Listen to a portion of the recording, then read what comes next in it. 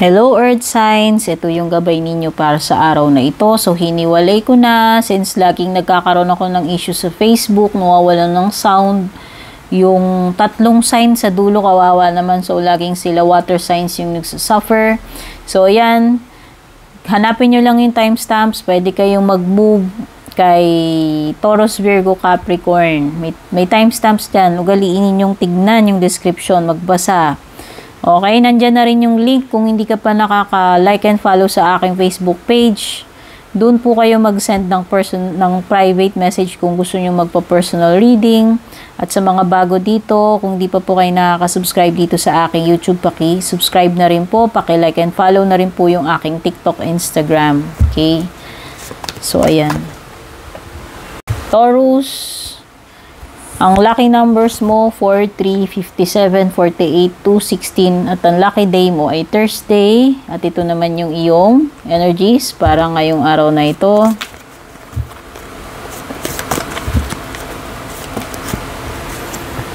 Angel, uy, mukhang protektado ka sa danger dahil nandyan yung iyong angels. Puprotektahan ka nila ngayong araw na to. Ayan, oh. Protection from harm. Meron ka ring vacation, so pwedeng iba nasa mood kayo magbakasyon ngayong araw na to, baka naka-leave kayo o nasa ibang lugar na kayo nagbabakasyon or magpapaalam pa lang kayo sa boss nyo, hindi ko alam, pero basta merong, kung hindi man ngayon ito sa paparating na araw, no, magbabakasyon ka. Meron ding funnel. A period of frustration, lessons to be learned. Ayan. Mukhang meron ka ring matututunan ngayong araw na ito. Okay. So, yung frustration mo na yan, kung ano man yan, hindi mag-workout ngayong araw na to eh. Magpo-frustrate ka eh. So, mukhang mag-fail ka sa isang bagay ngayong araw na to. Pero, ito ay iti-take mo as a big lesson. O, diba? At least may natutunan ka. Diba? Yung mga failures naman, yun naman usually nagtuturo sa atin ng lessons, diba? Kapag hindi ka nagtatry, hindi ka sumubok, hindi ka naka-experience ng pagkakamali, anong natutunan mo? Wala, diba? So, meron ka ring ladder, Taurus. This is climbing towards success. Wow! So, mukhang ngayong araw na ito ay mafe-feel nyo na kumukuti-kutitap na yung success. Natatanaw nyo na kasi may mga palatandaan na. Ayan na yung ladder. Nakikita mo na malapit ka na dun sa goal mo.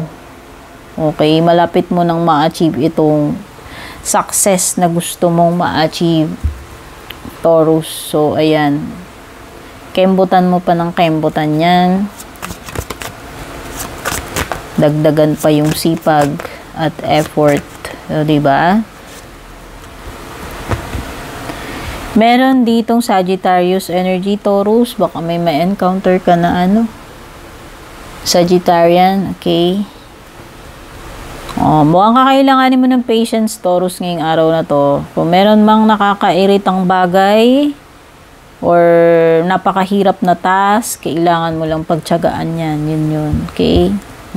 Alam ko naman, kaya mo yan, matiisin ka, Taurus. Kaya mo yan. Diba?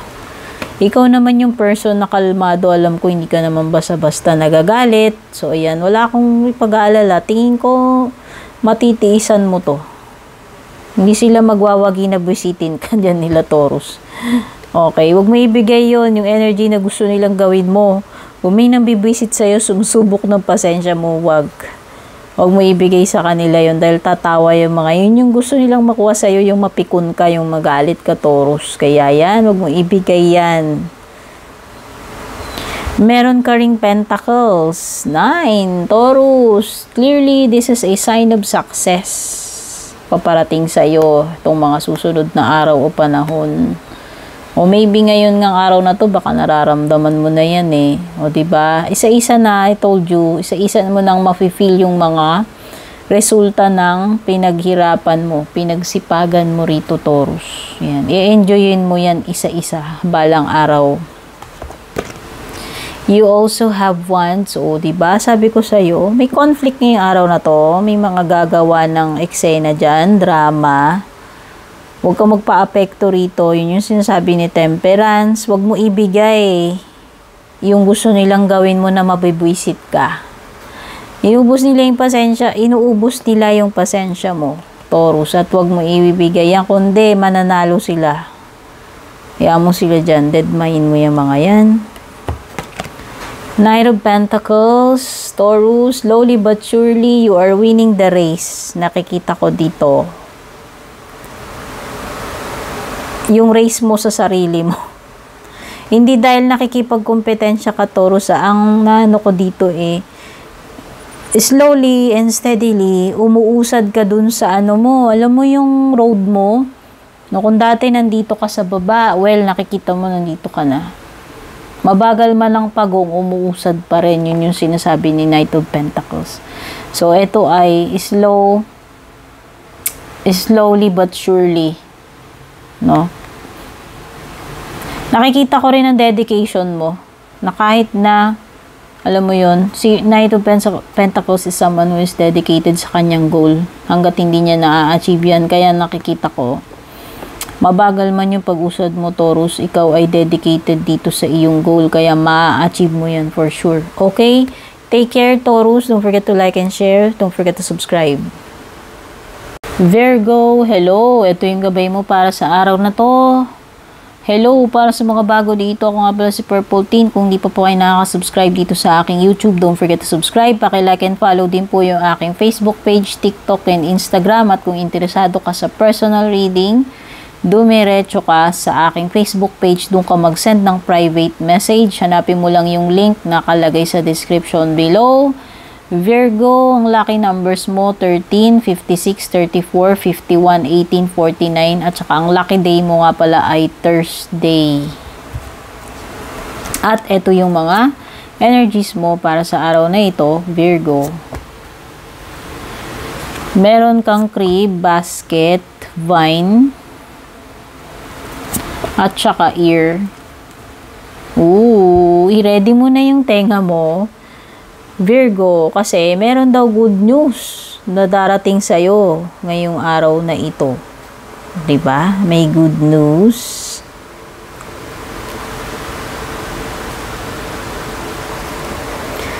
So, expectin mo na magiging masaya ka or basta mabubuhay ang iyong energies kapag narinig mo na yung good news na yan at mukhang ngayong araw na to marireceive mo yung good news na yan.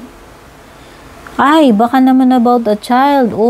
Baka naman ang good news ng anak na si Mrs.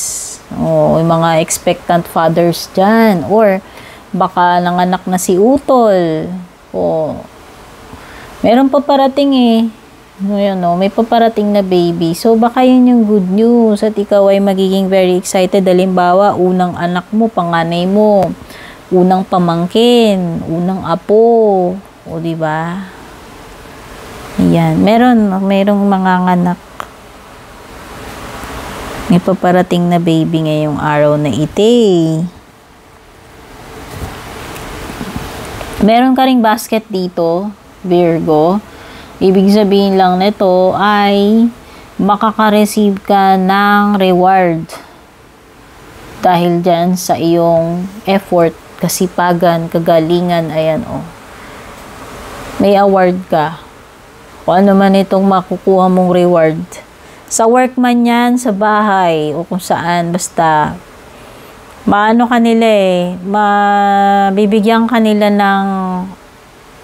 ng pakonsuelo or yung deserve mo, ibibigay nila yung deserve mo na reward or gift dahil dito sa yung dedication sa kasipagan mo or kagalingan mo. Meron ka ring vine, seek out information that will help you. Okay, so pwedeng maghanap ka ng yung tao na makakapag-advise sa'yo about something. Maghanap ka daw kasi ng information dito something na makakatulong dito sa sitwasyon mo. So yan, pwede ka namang manghingi ng advice. Sa mga taong alam mong pwede mong hingian ng tulong o yung mga taong alam mo na talagang pwedeng nagmamalasakit sa'yo or meron silang kaalaman tungkol dun sa bagay na gusto mong yung bagay na kailangan mo sa situation mo. No? Baka sila, may mga knowledgeable dyan or experienced pagdating dyan sa, sa sitwasyon mo. O, kaya yan, maghanap ka, magtanong-tanong ka. Okay? Kasi yung solution sa problema mo, pwedeng, yun nga, pwedeng malay mo, indyan lang pala sa malapit sa'yo, merong makakasagot dun sa problema mo, o diba? Meron kang 10 of Wands.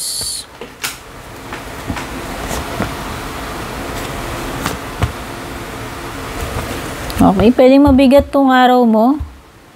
Dahil ang dami mong dapat tapusin. Yan na sa 10 of Wands. O na-overwhelm ka sa bigat ng gawain or responsibilities. Baka maraming errands.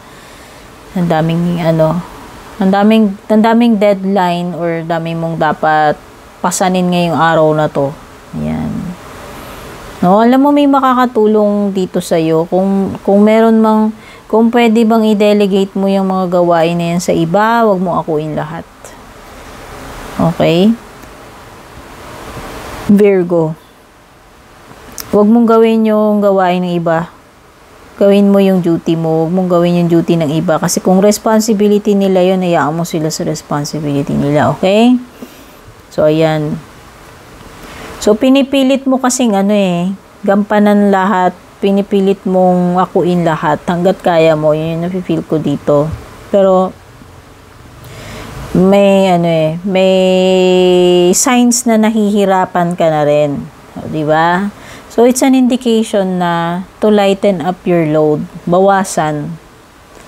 Huwag kang, wag mong i-commit agad yung sarili mo sa sobrang daming responsibilities na hindi ka sure kung kaya mong pasanin lahat. Okay, yun lang naman yung ibig sabihin yan.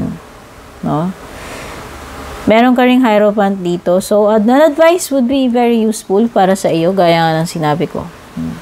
Seek out this person, kung sino man tong wise na yan, na pwede mong hingian ng advice. Sa kanya ka magtanong about your situation. Kasi ito mukhang maraming maipapayo sa iyo to. O ano na to experience na siya kung sino man tong Hierophant. Ipapasa niya sa iyo yung information na nalalaman niya. Ituturo niya sa iyo yung dapat mong matutunan na kailangan mo dyan sa situation mo. So, maging open ka sa advice. Ayan, open your ear. Meron kang Page of Pentacles.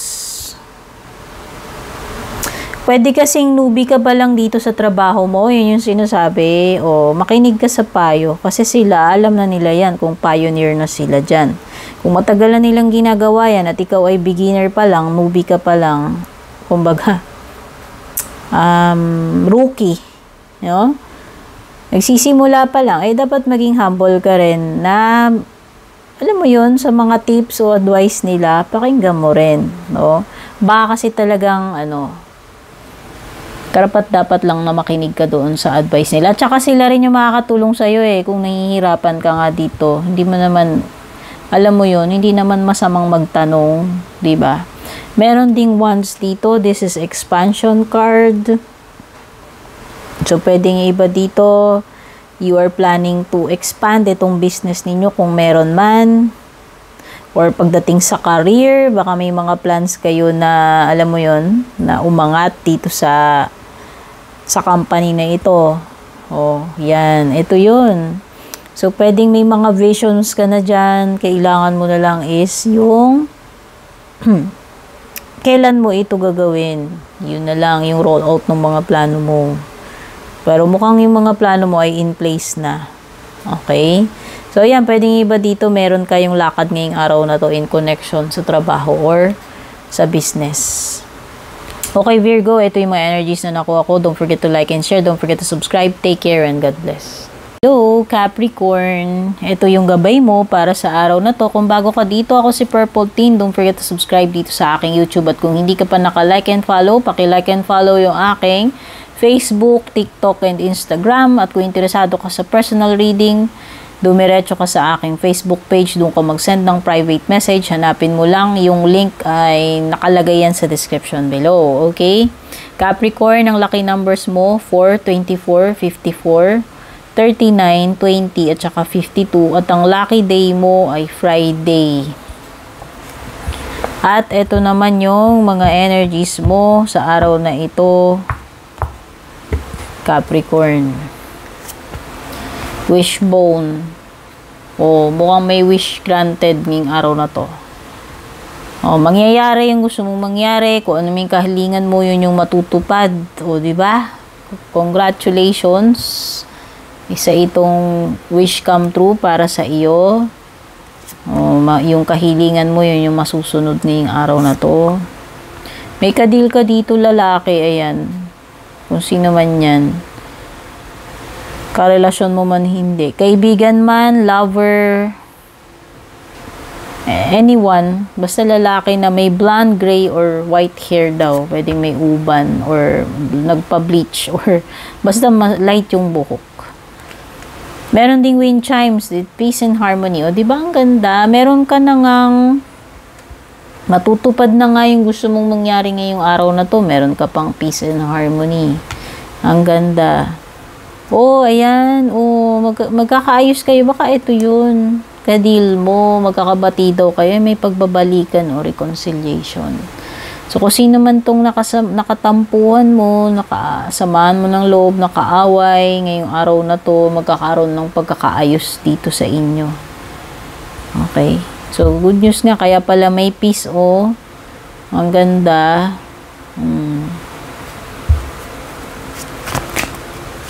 At least magkakaayos kayo, magkakabati na kayo ngayong araw na ito. Papansinan na uli, o, diba? The Devil, pwedeng may Capricorn energy.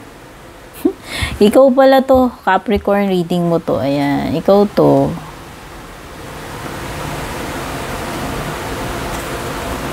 Meron ding Magician dito.